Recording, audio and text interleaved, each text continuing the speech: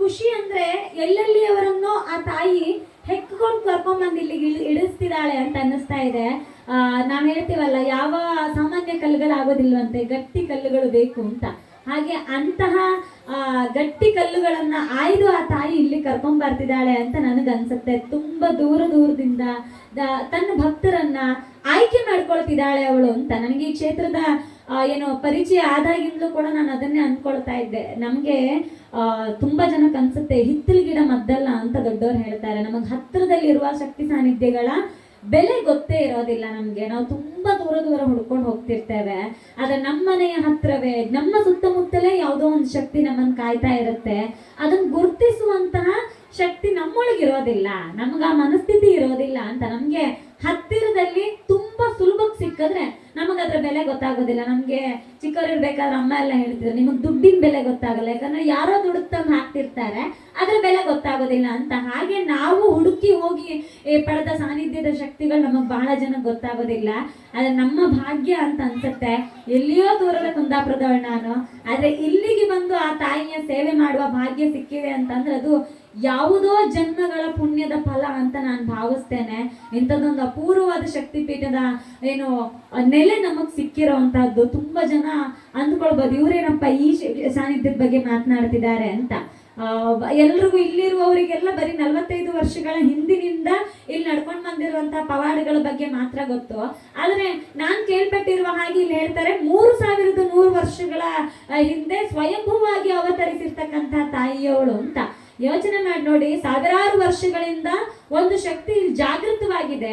ಆ ಶಕ್ತಿ ಊರನ್ನ ಕಾಯ್ತಾ ಇದೆ, ಈ ಸಮಾಜವನ್ನು ಕಾಯ್ತಾ ಇದೆ ಅಂತಂದ್ರೆ ಅದು ಕಲಿಯುಗದ ನಂತರ ಮುಂದಿನ 4 ಪರ್ವಯುಗಗಳಿಗೆ ಶಕ್ತಿಯಾಗಿ ಒಂದು ತನ್ನ ಸೂಚನೆಯನ್ನು ಕೊಡ್ತಾ ತನ್ನ ಮಾರ್ಗದರ್ಶನವನ್ನು ನೀಡೋದಕ್ಕೋಸ್ಕರ ಈ ನೆಲದಲ್ಲಿ ಆ ತಾಯಿ ಹುಟ್ಟಿದಾಳೆ, ಆ ತಾಯಿ ಆವಿರ್ಭವಿಸಿ ಬಂದಿದ್ದಾಳೆ ಅಂತ. ಇದರ ಬೆಲೆ ನಮಗೆ ಗೊತ್ತೇ ಆಗೋದಿಲ್ಲ. ನನಗೆ ಭಾಗವತರ ಕುಟುಂಬದವರ ಸಂಪರ್ಕ ಆದಾಗಿಂದ ಈ ಕ್ಷೇತ್ರದ ಬಗ್ಗೆ ಒಂದೊಂದು ಏನು ವಿಚಾರಗಳನ್ನು ಕೇಳಿದಾಗೆಲ್ಲ ನನಗೊಂಥರ ರೋಮಾಂಚನ ಆಗುತ್ತೆ. ಯಾಕಂದ್ರೆ ಅವ್ರು ಹೇಳ್ತಾ ಇದ್ರು, ಅವರ ತಂದೆ ಗೋವಿಂದ ಭಟ್ರು ಬಂದ ಕಾಲದಿಂದ ಕೂಡ ಅದು ಇಲ್ಲಿಗೆ ನಡ್ಕೊಂಡು ಬಂದಿದೆ, ಇಲ್ಲಿಗೆ ಒಲ್ದು ಬಂದಿದೆ. ಅದಕ್ಕಿಂತ ಮುಂಚೆ ಈ ಸಾನ್ನಿಧ್ಯದಲ್ಲಿ ಯಾರು ಒಂದು ರಾತ್ರಿ ಕೂಡ ನಿಲ್ಲೋದಕ್ಕೆ ಸಾಧ್ಯವೇ ಆಗ್ತಿರ್ಲಿಲ್ವಂತೆ. ಯಾಕಂದ್ರೆ ಅದು ಹಾಗೇನೆ, ಯಾರಿಗೆ ಯೋಗ ಇದೆ, ಯಾರೊಳಗೆ ಭಗವದ್ ಭಕ್ತಿ ಇದೆ, ಯಾರೊಳಗೆ ದೈವಿಕತೆಯ ಮೌಲ್ಯ ಗೊತ್ತಿರುತ್ತೆ, ಅವರಿಗೆ ಮಾತ್ರ ಸಾನ್ನಿಧ್ಯದ ಶಕ್ತಿ ಅಲ್ಲಿ ಉಳ್ಕೊಳ್ಳೋದಕ್ಕೆ ಜಾಗ ಮಾಡಿ ಕೊಡುತ್ತೆ. ಅವ್ರಿಗಿಂತ ಮುಂಚೆ ಒಂದು ರಾತ್ರಿ ಕೂಡ ಆ ಮನೆಯಲ್ಲಿ ಉಳ್ಕೊಳ್ಳೋದಕ್ಕೆ ಯಾರಿಗೂ ಸಾಧ್ಯ ಆಗ್ತಿರ್ಲಿಲ್ಲಂತೆ. ಅವರ ತಂದೆ ತಾಯಿಗಳ ದೈವ ಭಕ್ತಿ, ಅವ್ರು ಹೇಳ್ತಾ ಇದ್ರು, ಅವ್ರ ತಾಯಿ ಸಂತೋಷಿ ಮಾತಾ ವ್ರತ ಮಾಡ್ತಾ ಇದ್ರು ಅಂತ. ಮಹಾರಾಷ್ಟ್ರದಲ್ಲಿ ಹೋಗಿರುವವ್ರಿಗೆ ಅದರ ಬೆಲೆ ಗೊತ್ತಿರ್ತದೆ. ಸಂತೋಷಿ ಮಾತಾ ವ್ರತ ಮತ್ತು ಸಂತೋಷಿ ಮಾತಾ ಆಚರಣೆ ಎಷ್ಟು ಏನು ಆಡಂಬರದಿಂದ, ಎಷ್ಟು ಶ್ರದ್ಧೆಯಿಂದ ಅಲ್ಲಿನ ಆ ಭಾಗದ ಜನ ಮಾಡ್ತಾರೆ ಅಂತ. ಅವರ ತಂದೆಯವರಿಗೆ 3000 ಭಜನೆಗಳು ಕಂಠಸ್ಥ ಇದ್ವಂತೆ. ಯೋಚನೆ ಮಾಡಿ, ಇವತ್ತಿಗೆ ನಮಗೆ 1-2 ಭಜನೆ ಮಾಡೋದು ಕಷ್ಟ, 3000 ಭಜನೆಗಳು ಕಂಠಸ್ಥ ಇದ್ದು ತನ್ನ ಸಂಗೀತ ಸೇವೆಯನ್ನ ಕೇವಲ ದೈವಕ್ಕೋಸ್ಕರ ಮಾತ್ರ, ದೇವರಿಗೋಸ್ಕರ ಮಾತ್ರ ಮೀಸಲಾಗಿಟ್ಟಿದ್ದ ಒಂದು ಏನು ಅಂತ ಒಬ್ಬ ಶ್ರೇಷ್ಠ ದೈವಿ ಭಕ್ತ ಕುಟುಂಬಕ್ಕೆ ಆ ತಾಯಿ ಒಲ್ದು ಬಂದಿರೋದು. ಸಾಮಾನ್ಯರಿಗೆಲ್ಲ ಖಂಡಿತವಾಗ್ಲೂ ಒಲ್ದು ಬರೋದಕ್ಕೆ ಸಾಧ್ಯವೇ ಇಲ್ಲ. ಇಲ್ಲಿನ ಯಾರೊಬ್ರು ಭೈರಾಗಿ ಇಲ್ಲಿ ಹೇಳ್ತಾ ಇದ್ರಂತೆ, ಇಲ್ಲಿ ಯಾರಿಗೂ ಕಾಣದ ಸಾವಿರಾರು ವರ್ಷದ ಇತಿಹಾಸ ಹೊಂದಿರತಕ್ಕಂತ ಒಂದು ದೈವಿ ಶಕ್ತಿ ಇದೆ, ಅದನ್ನ ಏನು ಗುರುತಿಸೋದು ಬಹಳ ಕಷ್ಟ ಇದೆ. ಯಾರಿಗಾದ್ರೂ ಗುರುತಿಸೋದಕ್ಕೆ ಸಾಧ್ಯ ಆಗುತ್ತೋ ಅವ್ರು ನಿಜವಾಗ್ಲೂ ಕೂಡ ಮೋಕ್ಷದ ಹಾದಿಗೆ ಹೋಗಲ್ಪಡುವವರು ಅಂತ. ಯೋಚನೆ ಮಾಡಿ, ಎಲ್ಲಿಯ ಮೋಕ್ಷದ ಹಾದಿ, ಎಲ್ಲಿಯ ಈ ಕರ್ವಾಲು ಅನ್ನುವಂಥ ಒಂದು ಪುಟ್ಟ ಊರು.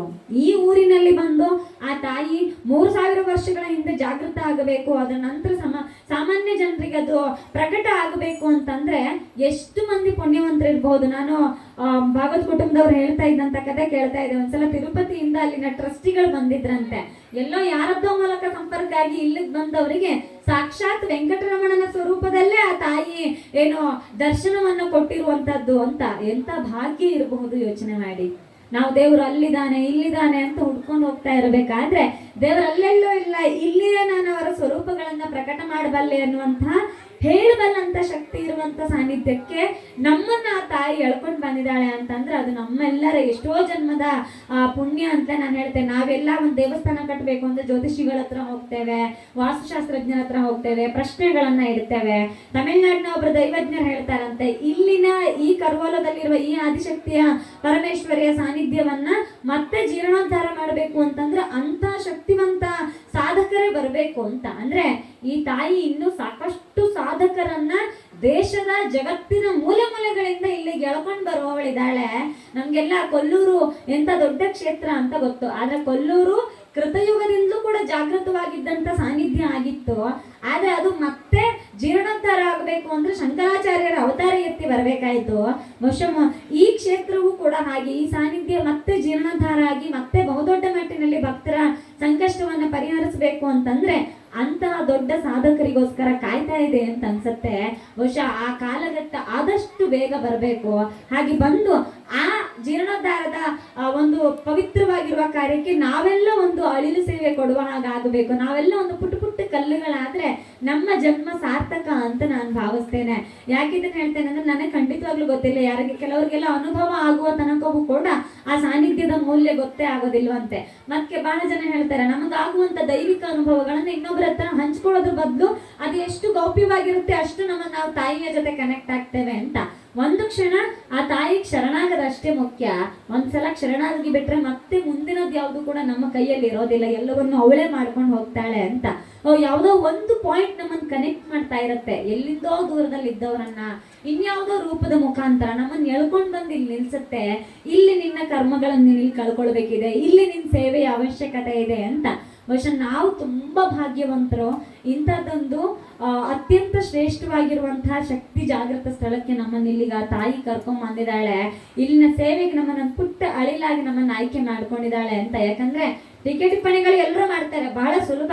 ಪ್ರಭು ಶ್ರೀರಾಮಚಂದ್ರನನ್ನೇ ಟೀಕೆ ಟಿಪ್ಪಣಿ ಮಾಡಿದಂತ ಜನ ಇದ್ರು. ಅಂತದ್ರಲ್ಲಿ ಇವತ್ತು ಕಲಿಯುಗದಲ್ಲಿ ಯಾವುದೋ ಒಂದು ಸಾನ್ನಿಧ್ಯದ ಬಗ್ಗೆ, ಯಾವುದೋ ಒಂದು ಕ್ಷೇತ್ರದ ಬಗ್ಗೆ, ಯಾವುದೋ ವ್ಯಕ್ತಿಗಳ ಬಗ್ಗೆ ಟೀಕೆ ಟಿಪ್ಪಣಿಗಳು ಮಾಡುವಂತದ್ದು ವಿಶೇಷ ಅಲ್ಲ. ಅದು ಹಿಂದಿನ ಕಾಲದಲ್ಲೂ ಇದ್ರು. ಅಸುರರುಗಳು ದೇವತೆಗಳನ್ನ ಹರಿಯನ್ನ ದ್ವೇಷಿಸ್ತಿದ್ದಂತಹ ಅಸುರರನ್ನ ನಾವು ನೋಡಿದ್ದೇವೆ. ದೇವಾನುದೇವತೆಗಳನ್ನ ದೂಷಿಸ್ತಿದ್ದಂತಹ ರಕ್ತ ಬೀಜಾಸುರರನ್ನ ನಾವು ನೋಡಿದ್ದೇವೆ. ಕಲಿಯುಗದಲ್ಲಿ ಮನುಷ್ಯರ ರೂಪ ಇದೆ ಅಷ್ಟೇ, ಮನಸ್ಸಿನ ಒಳಗಡೆ ಅದೇ ಅಸುರತನ ಇರುವ ಕಾರಣಕ್ಕೆ ಸಾನ್ನಿಧ್ಯಗಳ ಬಗ್ಗೆ ಅಪಪ್ರಚಾರ ಮಾಡುವವರು, ಟೀಕೆಗಳನ್ನು ಮಾಡುವವರು ಇದ್ದೇ ಇರ್ತಾರೆ. ಆದ್ರೆ ಹಾಗೆ ಟೀಕೆ ಟಿಪ್ಪಣಿ ಮಾಡುವವರಿಗೆ ಯಾವ ಕಾಲಘಟ್ಟದಲ್ಲಿ ಯಾವ ರೂಪದಲ್ಲಿ ಏನು ಪಾಠವನ್ನ ಕಲಿಸ್ಬೇಕು ಅನ್ನೋದನ್ನ ಆ ತಾಯಿ ಚೆನ್ನಾಗಿ ಅರಿತಿದ್ದಾಳೆ. ನಮ್ಮ ನಡುವೆನೇ ಇದ್ದಾರೆ. ಹಾಗೆ ಟೀಕೆ ಟಿಪ್ಪಣಿ ಮಾಡಿ ಶಿಕ್ಷೆಯನ್ನು ಅನುಭವಿಸಿ ಪಶ್ಚಾತ್ತಾಪ ಪಟ್ಟು ಹೊರಗಡೆ ಹೇಳಿಕೊಳ್ಳೋದಕ್ಕೂ ಆಗದೆ, ಒಳಗಡೆ ಅದನ್ನು ಅನುಭವಿಸೋದಕ್ಕೂ ಆಗದೆ ಒದ್ದಾಡ್ತಾ ಇರುವಂತವ್ರು ಸಾಕಷ್ಟು ಮಂದಿಯ ನೀವೇ ಸುತ್ತಮುತ್ತ ನೋಡ್ತಾ ಇರ್ತೀರಿ. ಹಾಗಿರ್ಬೇಕಾದ್ರೆ ನಮ್ಮಿಂದ ಸಾಧ್ಯ ಆದ್ರೆ ನಾವು ಒಳ್ಳೇದನ್ನ ಮಾಡ್ಬೇಕು, ಇಲ್ಲ ಅಂದ್ರೆ ಸುಮ್ಮನೆ ಇದ್ದು ಬಿಡ್ಬೇಕು. ನಮಗ್ ಯೋಗ ಇಲ್ಲ ಅಂತ ಆ ಸಾನ್ನಿಧ್ಯದ ಸೇವೆ ಮಾಡ್ದಕ್ ನಮಗ್ ಯೋಗ ಬಂದಿರ್ಲಿಕ್ಕಿಲ್ಲ, ಇನ್ನು ನಮಗ್ ಭಾಗ್ಯ ಬಂದಿರ್ಲಿಕ್ಕಿಲ್ಲ ಅಂತ ಸುಮ್ಮನೆ ಇರ್ಬೇಕು ಹೊರತು ಯಾವುದೋ ಒಂದಷ್ಟು ಅಪಪ್ರಚಾರಗಳನ್ನ ಮಾಡೋದ್ರ ಮುಖಾಂತರ ಇಲ್ಲದ ಪಾಪದ ಹೊರೆಗಳನ್ನ ತಮ್ಮ ಹೆಗಲ ಮೇಲೆ ಹೊತ್ತುಕೊಳ್ಳುವಂತ ತಪ್ಪನ್ನು ಯಾವತ್ತೂ ಮಾಡಬೇಡಿ ಅಂತ. ಅದು ಯಾವುದೇ ಕ್ಷೇತ್ರದಿರ್ಬೋದು. ತ್ರೇತಾಯುಗದಲ್ಲಿದ್ದ ಪ್ರಭು ಶ್ರೀರಾಮಚಂದ್ರನನ್ನೇ ಟೀಕೆ ಟಿಪ್ಪಣಿ ಮಾಡಬಹುದಾದ್ರೆ, ಕೃಷ್ಣನನ್ನೇ ಕಳ್ಳ ಅಂತ ಕರಿಬಹುದಾದ್ರೆ ಬೇರೆ ಯಾವುದು ವಿಶೇಷ ಅಲ್ಲ ಅಂತ ನಮ್ಗೆ ಅನ್ಸುತ್ತೆ. ನಾವ್ ಯಾವಾಗ್ಲೂ ಯೋಚನೆ ಮಾಡ್ತೇವೆ, ಪ್ರಭು ಶ್ರೀರಾಮಚಂದ್ರನಿಗೊಂದು ಅವನ ಸ್ಥಳದಲ್ಲಿ ಒಂದ್ ಮಂದಿರ ಆಗ್ಬೇಕು ಅಂದ್ರೆ 520 ವರ್ಷಗಳ ಕಾಲ ಕಾಯ್ಬೇಕಾಯ್ತಂತೆ. ಹಾಗಿರ್ಬೇಕಾದ್ರೆ ಇದು 3000 ವರ್ಷಗಳಿಂದ ಜಾಗೃತ ಸ್ಥಿತಿಯಲ್ಲಿ ಇರುವಂತ ಆದಿಶಕ್ತಿಯ ಸ್ಥಾನ. ಇದಕ್ಕೂ ಒಂದು ಒಳ್ಳೆ ಸುಯೋಗದ ಸಮಯ ಬರ್ಬೇಕಿದೆ. ಅದು ಯಾವ ಸಮಯ ಅನ್ನೋದನ್ನ ಆ ತಾಯಿ ನಿರ್ಧಾರ ಮಾಡ್ತಾಳೆ. ಆದ್ರೆ ಅಲ್ಲಿಯ ತನಕಕ್ಕೆ ನಮ್ಮ ಬದುಕಿನ ಸೇವೆಗಳನ್ನ ನಾವು ಕೊಡೋದನ್ನಷ್ಟೇ ಯೋಚನೆ ಮಾಡಬೇಕು. ನಮ್ಗೆ ಎಷ್ಟು ಮಂದಿ ಸಾಧಕರು ಬರ್ತಾರೋ ಗೊತ್ತಿಲ್ಲ. ಬಹುಶಃ ನನಗಂತೂ 100% ವಿಶ್ವಾಸ ಇದೆ. ಹೇಗೆ ಸಾಧಕರು ಹಿಮಾಲಯಕ್ಕೆ ಹುಡುಕಿಕೊಂಡು ಹೋಗ್ತಾರೋ, ಮುಂದೊಂದು ದಿನ ದಕ್ಷಿಣ ಭಾರತದಲ್ಲಿ ಈ ಕರ್ವಾಲಗೆ ಸಾಧಕರು ಹುಡುಕಿಕೊಂಡು ಬರುವಂತಹ ದಿನ ಬಂದೇ ಬರುತ್ತೆ. ಅಂತದೊಂದು ಶಕ್ತಿ ಸಾನ್ನಿಧ್ಯದ ಸ್ಥಳವಾಗಿ ಈ ನೆಲೆ ನಿಂತೆ ನಿಲ್ಲತ್ತೆ ಅಂತ. ಅದಕ್ಕೆ ಮುಂಚೆ ನಾವೆಲ್ಲ ಇಲ್ಲಿ ಬಂದಿದ್ದೇವಲ್ಲ, ನಾವು ಭಾಗ್ಯವಂತರು ಅಂದ್ಕೊಳ್ಬೇಕು. ಬರದೇ ಇರುವವರ ಬಗ್ಗೆ, ಟೀಕೆ ಮಾಡುವವರ ಬಗ್ಗೆ ತಲೆ ಕೆಡಿಸ್ಕೊಳ್ಳೋದು ಬೇಡ. ಅದನ್ನ ನೆನಪಲ್ಲಿರ್ಲಿ, ನಾವು ಅವರ ಪಾಪದ ಜೊತೆ ಭಾಗಿದಾರರಾಗೋದು ಬೇಡ. ನಾವು ಕೆಲವರು ಟೀಕೆ ಟಿಪ್ಪಣಿ ಮಾಡುವಾಗ ಅಲ್ಲಿ ಸುಮ್ಮನೆ ಕೂತ್ಕೊಂಡಿದ್ರು ಕೂಡ, ಅದನ್ನ ಕೇಳಿಸ್ಕೊಂಡು ಸುಮ್ಮನೆ ಕೂತ್ಕೊಂಡಿದ್ರು ಕೂಡ ಅವ್ರ ಪಾಪದ ಭಾಗಿದಾರರಾಗ್ತೀವಂತೆ. ಸುಮ್ಮನೆ ಹೂಗುಟ್ಟಿದ್ರು ಕೂಡ ಅವ್ರ ಪಾಪದ ಭಾಗಿದಾರರು ನಾವು ಆಗಿರ್ತೀವಂತೆ. ಆ ಪಾಪದ ಕಾರ್ಯಗಳಲ್ಲಿ ನಾವು ಭಾಗಿದಾರರಾಗೋದು ಬೇಡ. ಯಾಕಂದ್ರೆ ನಮಗೇ ಗೊತ್ತಿರೋದಿಲ್ಲ ಯಾವಾಗ ನಮ್ಮ ಬದುಕಿನಲ್ಲಿ ಯಾವ ರೀತಿಯ ತಿರುವು ತಗೊಳುತ್ತೆ ಅಂತ. ಬಿದ್ದ ಮನುಷ್ಯ ಕ್ಷಣ ಮಾತ್ರದಲ್ಲಿ ಎದ್ದು ನಿಲ್ಲಬಹುದು. ಅದ ತಾಯಿ ಮನಸ್ಸು ಮಾಡ್ಬೇಕಷ್ಟೇ. ಯಾವ್ದಾದ್ರು ಒಂದು ಸಾನ್ನಿಧ್ಯಕ್ಕೆ ನಾವು ಸಮರ್ಪಣೆ ಆಗಬೇಕು ಅಂದ್ರೆ 100ಕ್ಕೆ 100 ಶರಣಾಗತರಾದ್ರೆ ಮಾತ್ರ. ಹಂಗೆ ಮೊನ್ನೆ ನಮ್ಮ ಗುರುಗಳು ಭಾಗವತ್ ರಘುರಾಮ್ ಭಟ್ರ ಹತ್ರ ಮಾತಾಡ್ತಾ ಇರ್ಬೇಕಾದ್ರೆ ಅವ್ರು ಹೇಳ್ತಾ ಇದ್ರು, ತಾಯಿ ಇಲ್ಲಿಗೆ ಬಂದವ್ರಿಗೆ ಕಷ್ಟ ಕೊಡ್ತಾಳೆ. ಯಾಕೆ ಅಂತ ಕೇಳಿದ್ರೆ, ಕಷ್ಟ ಕೊಟ್ಟಾಗ ಮಾತ್ರ ನಾವು ಸಂಚಿತ ಪಾಪ ಕರ್ಮಗಳನ್ನೇನ್ ಜನ್ಮ ಜನ್ಮದಿಂದ ಹೊತ್ಕೊಂಡ್ ಬಂದಿರ್ತೇವಲ್ಲ, ಅದನ್ನೆಲ್ಲ ಕಳ್ಕೊಳ್ಳೋದಕ್ಕೆ ಸಾಧ್ಯ ಇದೆ ಅಂತ. ನಮ್ಮಲ್ಲಿ ತುಂಬಾ ಜನರಿಗೆ ಅದೊಂದು ಪ್ರಶ್ನೆ ಇದೆ, ದೇವ್ರ ಭಕ್ತಿ ಮಾಡುವವ್ರಿಗೆ ಕಷ್ಟ ಜಾಸ್ತಿ ಅಂತ. ದೇವ್ರ ಪೂಜೆ ಮಾಡುವವ್ರಿಗೆ ಕಷ್ಟ ಜಾಸ್ತಿ, ದೇವಸ್ಥಾನಕ್ಕೆ ಹೋಗೋರಿಗೆ ಕಷ್ಟ ಜಾಸ್ತಿ, ಯಾವಾಗ್ಲೂ ದೇವ್ರು ದೇವ್ರು ಅಂತಿರ್ತಾರೆ, ಅವ್ರಿಗೆ ಯಾವಾಗ ನೋಡಿದ್ರು ಕಷ್ಟ ಅಂತ ಸಾಮಾನ್ಯವಾಗಿ ನಮ್ಮೆಲ್ಲರ ನಡುವೆ ಬಂದು ಹೋಗುವಂತ ಚರ್ಚೆ ಇದು. ಹೌದು, ನಮ್ಮ ಮನೆ ಗುರುಗಳು ಅದನ್ನ ಹೇಳ್ತಾ ಇದ್ರು. ಹೌದು, ಯಾಕೆ ದೇವ್ರನ್ನ ಭಕ್ತಿ ಮಾಡೋರಿಗೆ ಕಷ್ಟ ಜಾಸ್ತಿ ಅಂತ ಕೇಳಿದ್ರೆ, ಭಗವಂತ ನಮ್ಮ ಪೂರ್ವ ಜನ್ಮಗಳಿಂದ ನಾವು ಹೊತ್ಕೊಂಡು ಬಂದ ಪಾಪ ಕರ್ಮಗಳನ್ನ ಕಳಿಯೋದಕ್ಕೆ ಅವಕಾಶ ಕೊಡ್ತಿದ್ದಾನೆ. ದೇವ್ರನ್ನ ನಂಬದವ್ರಿಗೆ ತುಂಬಾ ಕಷ್ಟ ಕೊಡ್ತಾರಂತ, ಅದ್ರ ಕೊನೆಯ ಹಂತದಲ್ಲಿ ಕೈ ಹಿಡಿತಾನಂತೆ ಭಗವಂತ. ಇನ್ನೇನು ಮುಗ್ದೇ ಹೋಯ್ತು ಅಂತ ಖಂಡಿತ ಮಾಡೋದಿಲ್ಲ. ನಾವು ಬದುಕಿನಲ್ಲಿ ಮಾಡಿದ ಪಾಪ ಕರ್ಮಗಳಿಗೆ ಅನುಭವಿಸ್ಬೇಕಾಗಿರೋ ಪಾಪ ಕರ್ಮಗಳನ್ನ ಅನುಭವಿಸ್ತೀವಿ. ಆದ್ರೆ ಇನ್ನೇನು ಮುಗಿದು ಹೋಯ್ತು ಅನ್ನುವಾಗ ಕೊನೆ ಕ್ಷಣದಲ್ಲಿ ಕೈ ಹಿಡಿಯೋದು ನಮಗ ಭಗವದ್ ಭಕ್ತಿ. ಯಾಕೆ ದೇವರ ಭಕ್ತಿ ಮಾಡಬೇಕು ಅಂತಂದ್ರೆ, ನಾವು ಕರ್ಮಗಳನ್ನ ಕಳ್ಕೊಂಡು ಕೊನೆಗೊಂದು ಕೈ ಹಿಡಿಯೋ ಒಂದು ಶಕ್ತಿ ಇದೆಯಲ್ಲ, ಅದಕ್ಕೆ ಶರಣಾದಾಗ ಆ ಶಕ್ತಿ ಕೈ ಹಿಡಿಯುತ್ತೆ ಅನ್ನೋ ನಂಬಿಕೆಗೋಸ್ಕರ ನಾವು ಅದನ್ನೇ ಯಾವಾಗಲೂ ಹೇಳ್ತೇವೆ. ಕಷ್ಟ ಬರ್ಲಿ, ಸುಖ ಬರ್ಲಿ, ಸಂಭ್ರಮ ಬರ್ಲಿ, ಐಶ್ವರ್ಯ ಬರ್ಲಿ, ಎಲ್ಲವೂ ಅವಳ ಕೊಟ್ಟ ಪಾದದ ಭಿಕ್ಷೆ, ಅವಳ ಪಾದದಿಂದ ಸಿಕ್ಕಿದ ಭಿಕ್ಷೆ ಅಂತ ಮನುಷ್ಯ ಯಾವಾಗ ಶರಣಾಗ್ತಾನೆ ಅವತ್ತಿಗೆ ಯಾವ ಸಂಕಷ್ಟಗಳು ನಮ್ಮ ಹತ್ರ ಬರೋದಿಲ್ಲ ಅಂತ. ಮನುಷ್ಯನಿಗೆ ಆ ಮಟ್ಟಿಗಿನ ಯೋಚನೆಯನ್ನು ಮಾಡೋದು ಇವತ್ತು ಕಷ್ಟ ಆಗಿದೆ. ನಮಗಿವತ್ತು ಸರಳವಾಗಿರುವ ಆಚರಣೆಗಳೇ ತುಂಬಾ ಕಷ್ಟ ಆಗಿ ಹೋಗ್ಬಿಟ್ಟಿದೆ. ನಮಗಿವತ್ತು ಯುಗಾದಿ ದಿನ ಒಂದು ಬೇವು ಬೆಲ್ಲ ತಿನ್ನೋದೇ ತುಂಬಾ ಕಷ್ಟ ಆಗಿ ಹೋಗ್ಬಿಟ್ಟಿದೆ. ಎಷ್ಟು ಹಬ್ಬಗಳನ್ನ ನಾವು ಇವತ್ತು ಆಚರಣೆ ಮಾಡ್ತೇವೆ. ಎಲ್ಲದಕ್ಕೂ ವಿಜ್ಞಾನದ ಏನೋ ಮೊರೆ ಹೋಗ್ತೀವಿ ನಾವು. ನಮ್ಗೆಲ್ಲದಕ್ಕೂ ವಿಜ್ಞಾನದ ಕನ್ನಡಿ ಬೇಕು. ನಾನು ಯಾಕೆ ಈ ವಿಚಾರದ ಬಗ್ಗೆ ನಾನು ತುಂಬಾ ಖುಷಿಯಿಂದ ಮಾತಾಡ್ತೇನೆ ವೈಜ್ಞಾನಿಕತೆ ಮತ್ತು ಹಿಂದೂ ಧರ್ಮದ ಬಗ್ಗೆ ಅಂದ್ರೆ, ಇವತ್ತಿನವ್ರಿಗೊಂದು ಭ್ರಮೆ ಇದೆ. ನಾವೇನ್ ಮಾಡೋದು ಅದಕ್ಕೆ ಸೈಂಟಿಫಿಕಲ್ ರೀಸನ್ ಬೇಕು. ಅದ್ರ ಹಿಂದೆ ಸೈನ್ಸ್ ಇದೆಯಾ, ಅದ್ರ ಹಿಂದೆ ವಿಜ್ಞಾನ ಏನಾದ್ರೂ ಹೇಳತ್ತಾ? ನೀವು ಡಾಕ್ಟರ್ ವರ್ಷಕ್ಕೊಂದ್ಸಲ ಯುಗಾದಿ ಹಬ್ಬದ ಸಂದರ್ಭದಲ್ಲಿ ಬೇಸಿಗೆ ಕಾಲ ಪ್ರಾರಂಭ ಆಗುವಾಗ ನಿಮ್ ಬಾಡಿಯನ್ನ ಸಮತೋಲನದಲ್ಲಿ ಇಟ್ಕೊಳ್ಳೋದಕ್ಕೋಸ್ಕರ ನಿಮ್ಗೆ ಆಂಟಿಬಯೋಟಿಕ್ ಬೇಕು, ಆಂಟಿಬಯೋಟಿಕ್ ಎಲಿಮೆಂಟ್ಸ್ ನಿಮ್ ಬಾಡಿಗೆ ಬೇಕು ಅಂತ ಆಂಟಿಬಯೋಟಿಕ್ ಇಂಜೆಕ್ಷನ್ ಕೊಟ್ರೆ ಡಾಕ್ಟರ್ ಕೊಟ್ಟ ಇಂಜೆಕ್ಷನ್ ಅನ್ನು ಬಾಯಿ ಮುಚ್ಕೊಂಡು ತಗೊಂಡು ಫೀಸ್ ಕೊಟ್ಟು ಬರ್ತೀವಿ. ಅದೇ ನಮ್ಮ ಹಿರಿಯರು, ಇಲ್ಲಪ್ಪ ಈಗ ಬೇಸಿಗೆಗಾಲ ಪ್ರಾರಂಭ ಆಗುತ್ತೆ, ಹೊಸದಾಗಿ ಪರಿಸರದಲ್ಲಿ ಚೇಂಜಸ್ ಗಳಾಗುತ್ತೆ, ಅದಕ್ಕೋಸ್ಕರ ನಿಮ್ ದೇಹದೊಳಗಡೆ ಆಂಟಿಬಯೋಟಿಕ್ ಅಂಶ ಬೇಕು, ಅದು ಪ್ರಕೃತಿಯಲ್ಲಿ ಸಿಗುವಂತಹ ಬೆಲ್ಲ ಮತ್ತೆ ಬೇವನ್ನ ಮಿಶ್ರಣ ಮಾಡಿ ತಿನ್ನಿ ಅಂತಂದ್ರೆ ಅದಕ್ಕೆ ಸೈನ್ಸ್ ಇದೆಯಾ ಅಂತ ನಾವು ಕೇಳ್ತೇವೆ. ನಮಗಲ್ಲಿ ಸೈನ್ಸ್ನ ಮಾನದಂಡ ಬೇಕು. ಅದು ತುಂಬಾ ಸಲ ನಮ್ಗೆ ಏನ್ ಅನ್ಸುತ್ತೆ ಅಂದ್ರೆ, ಒಂದಂತೂ ಚೆನ್ನಾಗಿ ಅರ್ಥ ಮಾಡ್ಕೊಳ್ಬೇಕು ನಾವು, ಹಿಂದೂ ಧರ್ಮದ ಈ ಪರಿಕಲ್ಪನೆ ಏನಿದೆ ಅಲ್ಲ, ಹಿಂದೂ ಧರ್ಮಕ್ಕೆ ವಿಜ್ಞಾನ ಯಾವತ್ತೂ ಮಾನದಂಡ ಅಲ್ಲ. ಎಲ್ಲವನ್ನು ವಿಜ್ಞಾನದ ಕಣ್ಣಲ್ಲಿ ನಾವು ಕಾಣಬೇಕಾಗಿಲ್ಲ. ಆದ್ರೆ ನಮ್ಮ ಹಿರಿಯರು ಮಾಡಿಕೊಟ್ಟಿದ್ದೆಲ್ಲ ಮೂಢನಂಬಿಕೆ ಅನ್ನೋ ಭ್ರಮೆಯಿಂದ ನಾವು ಹೊರಗಡೆ ಬರಬೇಕಿದೆ ಅಷ್ಟೇ. ಯಾವುದು ಮೂಢನಂಬಿಕೆಯ ನೆಲೆಗಟ್ಟಿನಲ್ಲಿ ಕಟ್ಟಲ್ಪಟ್ಟಿದ್ದು ಅಲ್ಲವೇ ಅಲ್ಲ. ಪ್ರತಿಯೊಂದು ನಮ್ಮ ಪ್ರಾಕೃತಿಕ ನಿಯಮಗಳಿಗೆ ಅನುಸಾರವಾಗಿ ನಮ್ಮ ಹಿರಿಯರ ಹಬ್ಬಗಳನ್ನ ಡಿಸೈನ್ ಮಾಡಿದ್ರು ಅನ್ನೋದನ್ನ ನಾವು ಅರ್ಥ ಮಾಡ್ಕೊಳ್ಬೇಕು. ಆಗ ನಮ್ಗೆ ಯಾವ್ದು ಇದು ಮೂಢನಂಬಿಕೆ ಅಂತ ಕಾಣಿಸೋದೇ ಇಲ್ಲ. ದೀಪಾವಳಿ ಬರುತ್ತೆ, ನಮ್ಮಲ್ಲಿ ಎಣ್ಣೆ ಸ್ನಾನ ಮಾಡ್ತೀವಿ ದೀಪಾವಳಿಗೆ, ನಮಗ್ ತುಂಬಾ ಔಟ್ಡೇಟೆಡ್ ತರ ಕಾಣಿಸ್ಬಿಡತ್ತೆ. ದೀಪಾವಳಿ ಮಕ್ಕಳು ರಜೆ ಸಿಕ್ಕಿಲ್ಲ ಅಂತಂದ್ರೆ ಅಪ್ಪ ಅಮ್ಮ ಹೇಳ್ತಾರೆ, ಪರವಾಗಿಲ್ಲ ಈ ಸಲ ರಜೆ ಸಿಕ್ಕಿಲ್ಲ ಅಂದ್ರೆ ಪರವಾಗಿಲ್ಲ, ಹಬ್ಬ ಏನ್ ಪ್ರತಿ ವರ್ಷ ಬರುತ್ತೆ ಅಂತ. ಆದ್ರೆ ಆ ಹಬ್ಬದ ಸಂಭ್ರಮ ಬರೋದಿಲ್ಲ. ಒಂದಿಡೀ ಜನರೇಷನ್ಗೆ ದೀಪಾವಳಿಯ ಹಿಂದಿದ್ದಂತ ಆಚರಣೆಯ ಮೌಲ್ಯ ನಾವು ಹೇಳ್ಕೊಡದೆ ಹೋದ್ರೆ ಖಂಡಿತ ನಮ್ಗೆ ಅರ್ಥವೇ ಆಗೋದಿಲ್ಲ. ನಮ್ಮಲ್ಲಿ ದೀಪಾವಳಿಗೆ ಎಣ್ಣೆ ಹಾಕಿ, ಅರಿಶಿನ ಹಾಕಿ, ಅದಕ್ಕೊಂದಷ್ಟು ನಮ್ಮ ಕಡೆ ಎಲ್ಲ ಈ ತೊಜಂಕಿನ ಬೀಳ್ಗಳು ಬರುತ್ತಲ್ಲ, ಅದನ್ನೆಲ್ಲ ಗುದ್ದಿ ಅದನ್ನ ಮೈಗಚ್ಚಿ ಸ್ನಾನ ಮಾಡುವಂತ ಪದ್ಧತಿ ಇತ್ತು. ಇದ್ರ ಹಿಂದೆ ಸೈನ್ಸ್ ಇದೆಯಾ ಅಂತ ನಾವು ಹುಡುಕ್ಬೇಕಾದ ಅವಶ್ಯಕತೆ ಇರಲಿಲ್ಲ. ಯಾಕಂದ್ರೆ ತುಂಬಾ ವರ್ಷಗಳಿಂದ ತಲೆತಲಾಂತರಗಳಿಂದ ನಮ್ಮ ಹಿರಿಯರು ಅದನ್ನ ಆಚರಣೆ ಮಾಡ್ಕೊಂಡ್ ಬಂದಿದ್ರು. ನಮಗೆ ಅದರಿಂದ ವಿಜ್ಞಾನ ಇದೆ ಅಂತ ನೋಡ್ಬೇಕಾಗಿರ್ಲಿಲ್ಲ. ಆದ್ರೆ ಇವತ್ತು ನಾವು ಯಾವ್ಯಾವ್ದೋ ಸ್ಪಾಗಳಿಗೆ ಹೋಗಿ ಆಯಿಲ್ ಮಸಾಜ್ ತಗೊಂಡ್ ಬರ್ತೀವಿ. ಅದು ಆರೋಗ್ಯಕ್ಕೆ ತುಂಬಾ ಒಳ್ಳೇದು, ಅದು ಚರ್ಮದ ಕಾಂತಿಯನ್ನು ಜಾಸ್ತಿ ಮಾಡುತ್ತೆ ಅಂತ ಮಾತಾಡ್ತೇವೆ. ಯಾಕೆಂದ್ರೆ ಅದು ವೆಸ್ಟರ್ನೈಸ್ ಆಗಿ ಹೊರಗಡೆ ಬಂದಿದೆ, ನಮ್ಮ ದೇಶಕ್ಕೆ ವಾಪಸ್ ಬಂದಿದೆ.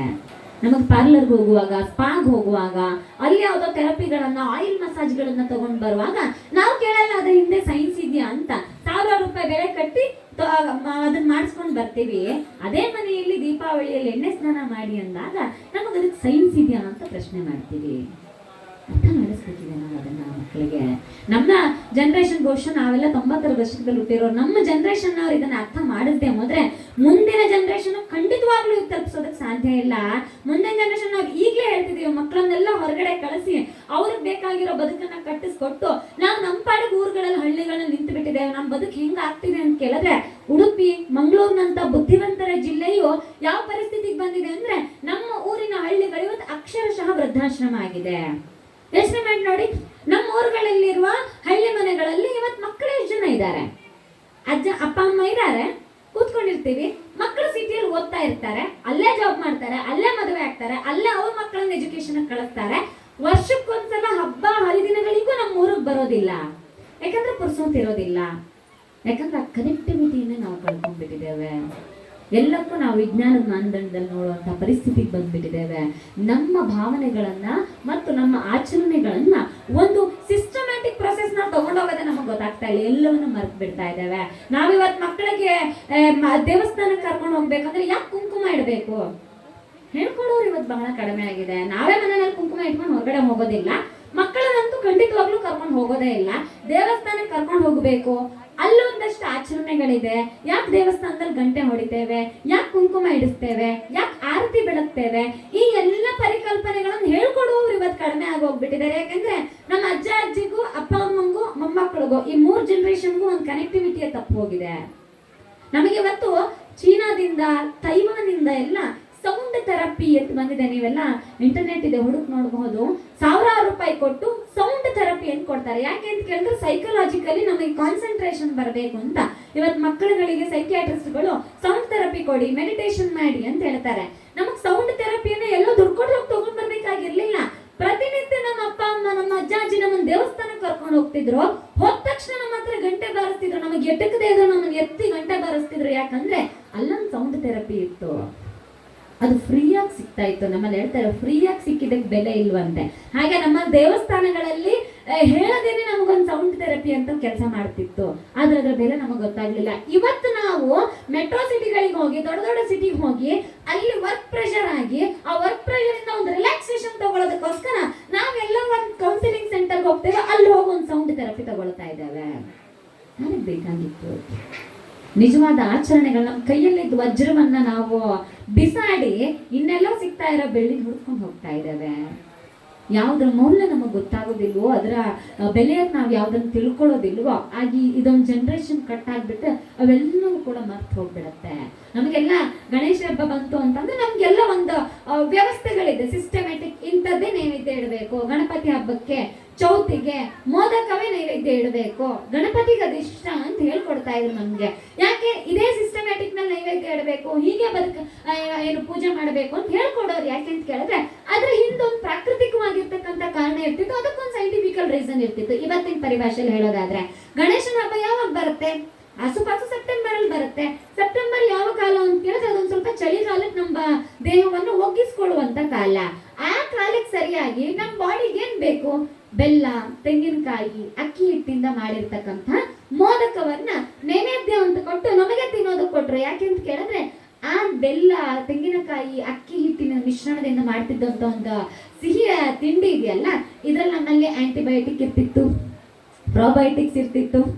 ತೆಂಗಿನಕಾಯಿಯ ಅಂಶವೇ ಹಾಗೆ, ಗುಣವೇ ಹಾಗೆ.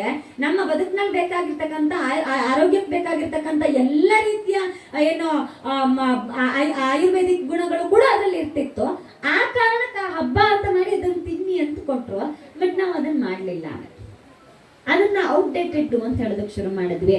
ಇವತ್ತಿನ ಅವ್ರು ಡಯಟ್ ಅನ್ನೋ ಕಾರಣಕ್ಕೆ ಮೋದಕ ತಿನ್ನೋದಿಲ್ಲ. ಅಲ್ಲಿ ಹೋದ್ರೆ ಜಿಮ್ಗೆ ಹೋದ್ರೆ ಅವ್ರ ಡಯಟಿಷಿಯನ್ಗಳು ಅದನ್ನೇ ಕೊಟ್ಟಿರ್ತಾರೆ, ಆ ಚಾರ್ಟ್ ಹಾಕೊಂಡು ತಿಂತಾರೆ ಹೊರತು ನಮ್ಮ ಹಬ್ಬಗಳು ಹೇಳುವಂತಹ ಏನು ಆಯುರ್ವೇದಿಕ್ ಮೌಲ್ಯಗಳನ್ನ ಸಾರ್ತಿದ್ದಂತಹ ಆಹಾರ ಪದ್ಧತಿಗಳನ್ನು ಇವತ್ತು ನಾವು ತಿನ್ನೋದೇ ಇಲ್ಲ. ನಮ್ಮಲ್ಲಿ ಬಾಳೆ ಎಲೆನಲ್ಲಿ ಊಟ ಮಾಡುವಂತ ಒಂದು ಪದ್ಧತಿ ಇದೆ. ಸಾಮಾನ್ಯವಾಗಿ ಹಬ್ಬ ಹರಿದಿನ ಬಂದ್ರೆ ಮಾತ್ರ ಈ ಬಾಳೆ ಎಲೆನಲ್ಲಿ ಊಟ ಮಾಡ್ತೇವೆ. ಬಾಳೆ ಎಲೆಯಲ್ಲಿ ಊಟ ಮಾಡುವಂತ ಏನ್ ಪದ್ಧತಿ ಇದೆಯಲ್ಲ, ಅದು ಎಷ್ಟು ಸೈಂಟಿಫಿಕಲ್ ಅಂತ ನಾವ್ ಇವತ್ತು ಯೋಚನೆ ಮಾಡಿ ನಮ್ಮ ಮಕ್ಕಳಿಗೆ ಹೇಳ್ಬೇಕಾದ ಪರಿಸ್ಥಿತಿ ಬಂದಿದೆ. ಪ್ರೋಬಯೋಟಿಕ್ ಅನ್ನುವಂತ ಅಂಶ ಆ ಬಾಳೆ ಎಲೆನಲ್ಲಿ ಇರ್ತಿತ್ತು. ಹಾಗಾಗಿ ಬಾಳೆ ಎಲೆಯ ಮೇಲೆ ಬಿಸಿ ಅನ್ನ ಹಾಕಿದಾಗ ಬಾಳೆ ಎಲೆಯ ಮೇಲಿರುವಂತಹ ಒಂದು ಲೇಯರ್ ಕರಗಿ ನಮ್ಮ ಆರೋಗ್ಯ ಆ ಆಹಾರದ ಜೊತೆಗೆ ಅದು ಮಿಕ್ಸ್ ಆಗಿ ನಮ್ಮ ದೇಹಕ್ಕೆ ಹೋಗ್ತಾ ಇತ್ತು. ಹಾಗಾಗಿ ನಮ್ಮ ಬಾಡಿನಲ್ಲಿ ಆಂಟಿಬಯೋಟಿಕ್ ಅಂಶ ಜಾಸ್ತಿ ಆಗ್ತಿತ್ತು ಅಂತ ಇವತ್ತು ವಿಜ್ಞಾನಿಗಳು ಯಾವುದೋ ಯೂನಿವರ್ಸಿಟಿನಲ್ಲಿ ಸಂಶೋಧನೆ ಮಾಡಿ ಇದನ್ನು ಕಂಡು ಹಿಡಿದಿದ್ದಾರೆ. ಆದ್ರೆ ಅದಕ್ಕಿಂತ ಮುಂಚೆನೇ ನಮ್ಮ ಹಿರಿಯರು ನಮ್ಗೆ ಹೇಳಿದ್ರು ಬಾಳೆ ಎಲೆನಲ್ಲಿ ಊಟ ಮಾಡಿ ಅಂತ. ಬಾಳೆ ಎಲೆಯಲ್ಲಿ ಊಟ ಮಾಡೋದಕ್ಕೂ ಒಂದು ಪದ್ಧತಿ ಇರೋರು. ಅಲ್ಲ, ಬಾಳೆ ಎಲೆ ಇಟ್ಕೊಂಡ ಮೊದಲು ಉಪ್ಪು, ಆಮೇಲೆ ಉಪ್ಪಿನಕಾಯಿ, ಆಮೇಲೆ ಕೋಸಂಬರಿ, ಆಮೇಲೆ ಸಿಹಿ, ಆಮೇಲೆ ಹುಳಿ, ಆಮೇಲೆ ಮಜ್ಜಿಗೆ, ಹೀಗೊಂದು ಸಿಸ್ಟಮೆಟಿಕ್ ವ್ಯವಸ್ಥೆ ಇದೆ ನಮ್ಮಲ್ಲಿ ಊಟ ಮಾಡೋದಕ್ಕೆ ಅಂತ. ಯಾಕೆ ಸಿಸ್ಟಮೆಟಿಕ್ ವ್ಯವಸ್ಥೆ ಇದೆ ಅಂತ ಕೇಳಿದ್ರೆ, ಒಂದಾದ್ಮೇಲೆ ಒಂದು ನಮ್ಮಲ್ಲಿ ಆಯುರ್ವೇದ ಶಾಸ್ತ್ರ ಹೇಳುತ್ತೆ 6 ಬಗೆಯ ರುಚಿಗಳನ್ನ ತಿನ್ನಬೇಕು ಅಂತ, 6 ಬಗೆಯ ರುಚಿಗಳನ್ನ ಬ್ಯಾಲೆನ್ಸ್ ಮಾಡಿ ತಿನ್ನಬೇಕು ಅಂತ. ಸಿಹಿ, ಕಹಿ, ಒಗರು, ಹುಳಿ, ಈ ಎಲ್ಲ ಅಂಶಗಳು ಇರುವಂತಹ 6 ಬಗೆಯ ರುಚಿ ಇರುವಂತಹ ಆಹಾರವನ್ನು ಸೇವನೆ ಮಾಡಬೇಕು ಅಂತ. ಈ 6 ಬಗೆಯ ಬ್ಯಾಲೆನ್ಸ್ಡ್ ಫುಡ್ ಅನ್ನ ಬಾಳೆ ಎಲೆ ಊಟದಲ್ಲಿ ಮಾಡಿಸ್ತಿದ್ರು. ನಮ್ಮ ಹಿರಿಯರು ಪ್ಲಾನ್ ಮಾಡಿದ್ರು, ಅದನ್ನ ಡಿಸೈನ್ ಮಾಡಿದ್ರು. ಇವತ್ತು ಆ ಊಟವನ್ನು ನಾವು ಔಟ್ಡೇಟೆಡ್ ಅಂತ ಬದಿಗಿಟ್ವಿ. ಹಾಗೆ ಬದಿಗಿಟ್ಟಿದ್ರ ಫಲವಾಗಿ ಇವತ್ತು ನಾವು ಜಿಮ್ಗೆ ಹೋಗಿ ಬೊಜ್ಜು ಗರ್ಗಿಸ್ಕೊಂಡು ಅವ್ರು ಕೊಡ್ತಿರುವ ಚಾರ್ಟ್ ನಲ್ಲಿರೋ ಫುಡ್ ಅನ್ನ ಫಾಲೋ ಮಾಡ್ಬೇಕಾದ ಪರಿಸ್ಥಿತಿಗೆ ಬಂದಿದ್ದೇವೆ. ಎಲ್ಲಿಗೆ ಬಂದ್ವಿ ನಾವು? ವಿದೇಶಿಗರು ನಮ್ಮ ಹತ್ರನೇ ಬಂದು ಇಲ್ಲೇ ಕಲ್ತ್ಕೊಂಡು ಫಾರಿನಿಗೆ ಹೋಗಿ ಅದಕ್ಕೊಂದಷ್ಟು ಹೊಸ ಬಣ್ಣವನ್ನು ಬೆರೆಸಿ ನಮಗೆ ವಾಪಸ್ ತಂದು ಕೊಡ್ತಿದ್ದಾರೆ. ನಮ್ಮ ಭ್ರಮೆ ಏನಿದೆ ಗೊತ್ತಾ? ನಮ್ಮವ್ರಿಗೆ ಎಲ್ಲರಿಗೂ ಇರೋ ಒಂದು ಭ್ರಮೆ ಏನು ಅಂದ್ರೆ, ಫಾರಿನರ್ಸ್ ಏನ್ ಮಾಡಿದ್ರು ಅವ್ರು ಕರೆಕ್ಟಾಗಿ ಹೇಳ್ತಾರೆ, ಫಾರಿನರ್ಸ್ ಹೇಳಿದ್ದೆಲ್ಲ ಸರಿ ಅನ್ನುವಂಥ ಭ್ರಮೆಯಲ್ಲಿ ಬದುಕಿದ ಕಾರಣಕ್ಕೆ ಇವತ್ತಿಗೆ ನಮ್ಮ ಆಚರಣೆಗಳು, ಅದರ ಹಿಂದಿರ್ತಕ್ಕಂಥ ಮೌಲ್ಯಗಳನ್ನು ನಾವು ಇವತ್ತು ಮರೀತಿದ್ದೇವೆ. ಯಾಕೆ ಕುಂಕುಮ ಇಟ್ಕೊಂಡು ಮನೆಯಿಂದ ಹೊರಗೆ ಹೋಗ್ಬೇಕು ಅಂತ ನಾನು ಹೇಳಲೇ ಇಲ್ಲ ಮಕ್ಕಳಿಗೆ. ಯಾಕೆ ಸೀರೆ ಉಡಬೇಕು ಅಂತ ಹೇಳಲೇ ಇಲ್ಲ. ಇವತ್ತಿನ ಸಾಕಷ್ಟು ಮಂದಿಗೆ ನನ್ನನ್ನು ಪ್ರಶ್ನೆ ಮಾಡ್ತಾರೆ, ನೀವು ಔಟ್ಡೇಟೆಡ್, ನೀವು ಚೈತ್ರಕ್ಕ ನೀವು ಔಟ್ಡೇಟೆಡ್ ಅಂತ ತುಂಬಾ ಜನ ನನ್ನ ಪ್ರಶ್ನೆ ಮಾಡೋದು. ಇವತ್ತಿನ ಹೆಣ್ಮಕ್ಳು ಎಲ್ಲರೂ ಪ್ರಶ್ನೆ ಮಾಡ್ತಾರೆ. ಯಾಕೆ ಅಂತ ಕೇಳಿದ್ರೆ, ಪರಿಸ್ಥಿತಿಗಳು ಹಾಗೆ ಬಂದ್ಬಿಟ್ಟಿದೆ. ನಾವು ನಮ್ಮ ಆಚರಣೆಗಳನ್ನ ಫಾಲೋ ಮಾಡಿದ್ರೆ ನಾವು ಔಟ್ಡೇಟೆಡ್ಗಳು, ನಾವು ಫ್ಯಾಷನೇಬಲ್ ಅಲ್ಲ ಅನ್ನೋಂಥದ್ದು ಒಂದು ಭ್ರಮೆ ನಮ್ಮ ನಡುವೆ ತುಂಬ್ಕೊಂಡ್ಬಿಟ್ಟಿದೆ. ಅದಕ್ಕೋಸ್ಕರ ನಾವು ಅದನ್ನೆಲ್ಲ ಪಾಲನೆ ಮಾಡೋದು ಬಿಟ್ವಿ. ಎಷ್ಟು ಚಂದ ಬದುಕ್ತಿದ್ರು ನಮ್ಮ ಹಿರಿಯರು ಅನ್ನೋದನ್ನ ನಾವು ಕಂಡುಕೊಳ್ಳೋದೇ ಮರೆತ್ವಿ. ಯಾಕೆ ನಮ್ಮ ಮನೆಯಲ್ಲಿ ದೇವಸ್ಥಾನಗಳಿಗೆ ಹೋಗ್ಬೇಕಾದ್ರೆ ಸೀರೆ ಉಟ್ಕೊಂಡು ಹೋಗ್ಬೇಕು ಅನ್ನುವಂಥ ಆಚರಣೆ ಬಂತು? ಯಾಕೆ ನಾವು ಧಾರ್ಮಿಕ ಆಚರಣೆಗಳಿಗಾದ್ರೂ ಕನಿಷ್ಠ ಸೀರೆ ಉಡುವಂಥ ಪ್ರಯತ್ನ ಮಾಡ್ತಿಲ್ಲ?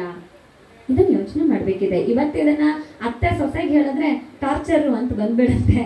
ಹಾಗಾಗಿ ಇವತ್ತು ಯಾರು ಹಿರಿಯರು ಹೇಳೋದಕ್ಕೂ ಹೆದರುವಂತ ಪರಿಸ್ಥಿತಿ ಬಂದಿದೆ. ನಾವಂತೂ ಮನೆಯಲ್ಲಿ ಮಕ್ಕಳಿಗೆ ಕುಂಕುಮ ಇಡಿ ಅಂತ ಹೇಳ್ಕೊಡ್ತಾನೆ ಇಲ್ಲ. ಯಾಕೆ ಪರವಾಗಿಲ್ಲ, ಇವತ್ತು ಮಾಡರ್ನ್ ಲೈಫ್ ಬಂದಿದೆ, ಅದು ಮ್ಯಾಚ್ ಆಗೋದಿಲ್ಲ ಇವತ್ತಿನ ಮಾಡರ್ನ್ ಡ್ರೆಸ್ಗೆ ಅಂತ ಅದನ್ನು ಮರೆತು ಬಿಡ್ತಿದ್ದೀವಿ.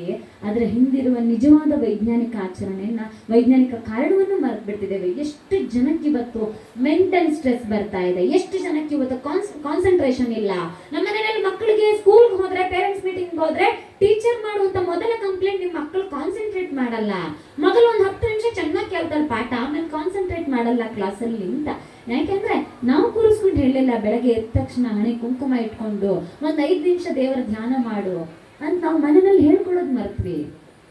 ಹಾಗೆ ಹೇಳ್ಕೊಡೋದನ್ನ ಮರ್ತ ಕಾರಣಕ್ಕೇನೆ ಇಲ್ಲೆಲ್ಲ ಒಂದು ಕನೆಕ್ಟಿವಿಟಿ ಇತ್ತಲ್ಲ, ನಮ್ಮ ಹಿರಿಯರು ಹಾಕೊಟ್ಟಿತ್ತು, ಆ ಕನೆಕ್ಟಿವಿಟಿ ತಪ್ಪಿ ಹೋಯ್ತು. ಆಮೇಲೆ ನಾವು ಡಾಕ್ಟರ್ ಹತ್ರ, ಕೌನ್ಸಿಲರ್ಗಳ ಹತ್ರ ಹೋಗಿ ಏನ್ ಪ್ರಯೋಜನ? ನಮ್ಮ ಮನೆಯಲ್ಲೇ ಇದ್ದ ಮೆಡಿಸಿನ್ ನಾವು ಮರೆತ್ವಿ. ನಮ್ಮ ಹುಬ್ಬುಗಳ 2 ಹುಬ್ಬುಗಳ ನಡುವೆ ಇರುವಂತಹ ಆಜ್ಞಾ ಚಕ್ರಕ್ಕೆ ನಿತ್ಯ ಶುದ್ಧ ಕುಂಕುಮವನ್ನ ಇಟ್ಟು ಒಂದು 10 ನಿಮಿಷ ಆದ್ರೂ ಮೆಡಿಟೇಷನ್ ಮಾಡಿದ್ರೆ ಎಂತ ಮೆಂಟಲ್ ಸ್ಟ್ರೆಸ್ ಇದ್ರೂ ಕೂಡ ಅದು ನಿವಾರಣೆ ಆಗುತ್ತೆ, ಮನುಷ್ಯನ ಕಾನ್ಸಂಟ್ರೇಷನ್ ಬರುತ್ತೆ ಅನ್ನೋದು ಇವತ್ತಿನ ಸೈಕಿಯಾಟ್ರಿಸ್ಟ್ಗಳು ಅದನ್ನ ಹೊಸ ಪರಿಭಾಷೆನಲ್ಲಿ ಇಂಗ್ಲಿಷಲ್ಲಿ ಹೇಳ್ತಿದ್ದಾರೆ. ಅದನ್ನ ನಮ್ಮಲ್ಲಿ ಹಿರಿಯರು ಬ್ರಾಹ್ಮಿ ಮುಹೂರ್ತದಲ್ಲಿ ಎದ್ದು ಪ್ರಾರ್ಥನೆ ಮಾಡಬೇಕು, ಸರಸ್ವತಿ ಶ್ಲೋಕ ಹೇಳಬೇಕು ಅಂತ ಹಿರಿಯರು ತುಂಬಾ ಚೆನ್ನಾಗಿ ಹೇಳಿದ್ರು. ನಾವು ಫಾಲೋ ಮಾಡ್ಲಿಲ್ಲ ಅದನ್ನ. ಯಾಕೆ ಇವತ್ತು ಬೆಳೆ ಹಾಕಬೇಕು ಅಂತ ತುಂಬಾ ಜನ ಹೇಳೋದಿಲ್ಲ. ಯಾಕೆ? ಮ್ಯಾಚ್ ಆಗಲ್ಲ, ಕಿರಿಕಿರಿ ಆಗುತ್ತೆ ಕೆಲಸ ಮಾಡುವಾಗ ಅಂತ. ಆದ್ರೆ ಕೈಗಳಿಗೆ ಬಳೆಗಳು ಹೆಣ್ಮಕ್ಳೇ ಆಗ್ಲಿ ಗಂಡ್ಮಕ್ಳೇ ಆಗ್ಲಿ ಇಬ್ರು ಹಾಕ್ಬೇಕು. ಕುಂಕುಮನೂ ಅಷ್ಟೇ. ತುಂಬಾ ಜನ ಅನ್ಕೊಳ್ತಾರೆ ನಾನು ಹೆಣ್ಮಕ್ಳಿಗೆ ಹೇಳ್ತೀನಿ ಅಂತ. ಖಂಡಿತವಾಗ್ಲೂ ಇಲ್ಲ, ಗಂಡು ಮಕ್ಕಳು ಕಂಪಲ್ಸರಿ ಕುಂಕುಮ ಇಡಬೇಕು. ತುಂಬಾ ಸಲ ಅನ್ಕೊಂಡ್ಬಿಟ್ಟಿದ್ದಾರೆ ಆಚರಣೆಗಳು ಬರೀ ಹೆಣ್ಮಕ್ಳಿಗೆ ಮಾತ್ರ, ಸೀರೆ ಉಡುವುದು, ದೇವಸ್ಥಾನಕ್ಕೆ ಬನ್ನಿ ಸೀರೆ ಉಡಿ ಅಂತ ನಾವು ಗಂಡ್ಮಕ್ಳಿಗೆ ಮಾತ್ರ ಹೇಳ್ತೇವೆ ಅಂತ. ಖಂಡಿತ ಇಲ್ಲ. ನೀವು ಅರ್ಧಂಬರ್ಧ ಶಾರ್ಟ್ಸ್ ಹಾಕೊಂಡು ಚಡ್ಡಿ ಹಾಕೊಂಡು ದೇವಸ್ಥಾನಕ್ಕೆ ಬರೋ ಗಂಡು ಮಕ್ಕಳನ್ನು ವಿರೋಧ ಮಾಡಬೇಕಿದೆ. ಹರಿದೋಗಿರೋ ಜೀನ್ಸ್ ಹಾಕೊಂಡು ಬರೋ ಗಂಡು ಮಕ್ಕಳನ್ನು ವಿರೋಧ ಮಾಡಬೇಕಿದೆ. ಕನಿಷ್ಠ ಹೆಣ್ಮಕ್ಳು ಸೀರೆ ಉಟ್ಕೊಂಡು ಬನ್ನಿ ಅಂತ ಹೇಳೋದಕ್ಕಿಂತ ಮುಂಚೆ ನಾವು ಯೋಚನೆ ಮಾಡ್ಬೇಕು, ನಾವೆಷ್ಟು ಪಂಚೆ ಉಟ್ಕೊಂಡು ದೇವಸ್ಥಾನಕ್ಕೆ ಬರ್ತೀವಿ ಅಂತ. ನಮ್ಮಲ್ಲಿ ಎಷ್ಟು ಜನ ಗಂಡಸರ ಹತ್ರ ಪಂಚೆ, ಎಲ್ಲ ಹೆಣ್ಮಕ್ಳ ಹತ್ರ ಕನಿಷ್ಠ ಒಂದು 2-3 ಆದ್ರೂ ಸೀರೆ ಇರುತ್ತೆ. ಗಂಡಸರ ಹತ್ರ ಕೇಳಿ ನೋಡಿ ಎಷ್ಟು ಜನ ಹತ್ರ ಪಂಚೆ ಇರುತ್ತೆ ಅಂತ. ಯೋಚನೆ ಮಾಡ್ಬೇಕಲ್ಲ. ಕುಂಕುಮ ಅನ್ನೋದು ನಮ್ಮ ಹಿಂದೂ ಧರ್ಮ, ತುಂಬಾ ಜನ ಮಾತಾಡ್ತಾರೆ ಹಿಂದೂ ಧರ್ಮದ ಆಚರಣೆಗಳು ಹೆಣ್ಣು ಮಕ್ಕಳಿಗೆ ಮಾತ್ರನಾ. ತುಂಬಾ ಜನ ಸ್ತ್ರೀವಾದಿಗಳನ್ನ ನನ್ನ ಕಂಪ್ಲೇಂಟ್ ಮಾಡೋದಿದೆ, ಇದೆಲ್ಲ ಸಂಕೋಲೆಗಳು, ನೀವು ಹೆಣ್ಮಕ್ಳನ್ನ ಕಟ್ ಹಾಕೋಕ್ಕೋಸ್ಕರ ಮಾಡಿದೀವಿ ಹಿಂದೂ ಧರ್ಮದಲ್ಲಿ ಅಂತ. ಖಂಡಿತ ಇಲ್ಲ. ಕುಂಕುಮ ಇಡಬೇಕು ಅಂತ ಬರೀ ಹೆಣ್ಣು ಮಕ್ಕಳಿಗೆ ಮಾತ್ರ ಶಾಸ್ತ್ರ ಇದ್ದಿದ್ದಲ್ಲ, ಗಂಡು ಮಕ್ಕಳಿಗೂ ಇತ್ತು. ಭಸ್ಮಧಾರಣ ಎಲ್ಲ ಗಂಡು ಮಕ್ಕಳು ಮಾಡಬೇಕು ಅಂತಿತ್ತು. ಆಯಾಯ ಪದ್ಧತಿಗಳಿಗೆ ನಮ್ಮ ಸಂಪ್ರದಾಯ ಏನಿದೆ ನಮ್ಮ ಹಿರಿಯರು ಪಾಲನೆ ಮಾಡ್ಕೊಂಡ್ ಬಂದಿದ್ದಾರೆ. ಭಸ್ಮಧಾರಣೆ ಮಾಡೋರು ಭಸ್ಮಧಾರಣೆ ಮಾಡಬೇಕು, ಗಂಧಧಾರಣೆ ಮಾಡೋರು ಗಂಧಧಾರಣೆ ಮಾಡಬೇಕು. ಇದನ್ನು ನಾವು ಪಾಲನೆ ಮಾಡದೇ ಇರೋ ಕಾರಣಕ್ಕೆ ನಮ್ಮ ಮಕ್ಕಳು ನಮ್ಮನ್ನು ನೋಡಿ ಪಾಲಿಸ್ತಾ ಇಲ್ಲ. ಗಂಧವನ್ನು ಹಚ್ಚೋದ್ರಿಂದ ನಮ್ಮ ಬಾಡಿ ಕೂಲ್ ಆಗ್ತಿತ್ತಂತೆ. ಯಾರ ಬಾಡಿ ಹೀಟ್ ಆಗುತ್ತೆ ಅವ್ರು ಗಂಧಧಾರಣೆ ಮಾಡ್ತಾ ಇದ್ರು. ಆಗ ಅದರಲ್ಲಿ ಗಂಧದಲ್ಲಿ ಕೂಲಿಂಗ್ ಪ್ರಾಪರ್ಟಿ ಇತ್ತು, ಹಾಗಾಗಿ ಹಣೆ ಕೂಲಿಂಗ್ ಪ್ರಾಪರ್ಟಿ ಆಗಿದ್ದ ಗಂಧವನ್ನು ಹಾಕ್ತಾ ಇದ್ರು. ಯಾರ ಬಾಡಿ ತಂಪಾಗಿರ್ತಿತ್ತು, ಹಿಮಾಲಯ ಪ್ರದೇಶಗಳಿಗೆ ಹೋಗಿ ಏನು ನಿರಂತರ ಕಠಿಣ ಸಾಧನೆಗಳನ್ನು ಮಾಡ್ತಾ ಇದ್ದಂತಹ ಯೋಗಿಗಳು ಭಸ್ಮಧಾರಣೆ ಮಾಡ್ತಾ ಇದ್ರು. ಯಾಕಂದ್ರೆ ಭಸ್ಮಕ್ಕೆ ನಮ್ಮ ದೇಹವನ್ನ ಏನು ನೀಟಾಗಿ ಏನು ಹೀಟಿಂಗ್ ಪ್ರಾಪರ್ಟಿಗಳನ್ನು ಅದಕ್ಕೆ ಕೊಟ್ಟು ನಮ್ಮ ಬಾಡಿಯನ್ನ ಕೂಲ್ ಆಗದೆ ಇರುವಾಗೆ, ಜಾಸ್ತಿ ಕೂಲ್ ಆಗದೆ ಇರುವಾಗೆ ಬ್ಯಾಲೆನ್ಸಿಂಗ್ ಮಾಡುವಂತ ಶಕ್ತಿ ಇತ್ತು ಅಂತ. ಹಾಗಾಗಿ ತುಂಬಾ ಕೂಲ್ ಆಗಿರೋ ಬಾಡಿ ಅವರು ಭಸ್ಮಧಾರಣೆ ಮಾಡಬೇಕು, ತುಂಬಾ ಹೀಟ್ ಬಾಡಿ ಇರುವವರು ಗಂಧಧಾರಣೆ ಮಾಡಬೇಕು ಅಂತ ಹಿರಿಯರು ಹೇಳ್ತಿದ್ರು. ಗಂಡು ಮಕ್ಕಳು ಇಡಬೇಕು. ನಮ್ಮಲ್ಲಿ ಬರೀ ಹೆಣ್ಮಕ್ಳಿಗೆ ಮಾತ್ರ ಹೇಳಿ ಹೇಳಿ ಹೇಳಿ ಅದು ಹೆಂಗಾಗಿದೆ ಅಂತಂದ್ರೆ ಇವ್ರು ಹೇರ್ತಾ ಇದ್ದಾರೆ ಅಂತ. ಗಂಡ ಹೆಂಡತಿ ಅಪ್ಪ ಅಮ್ಮ ಇಬ್ರು ಅದನ್ನ ಪಾಲನೆ ಮಾಡಿದಾಗ ಅದನ್ನ ನೋಡಿ ಮಕ್ಕಳು ಫಾಲೋ ಮಾಡ್ತಾರೆ.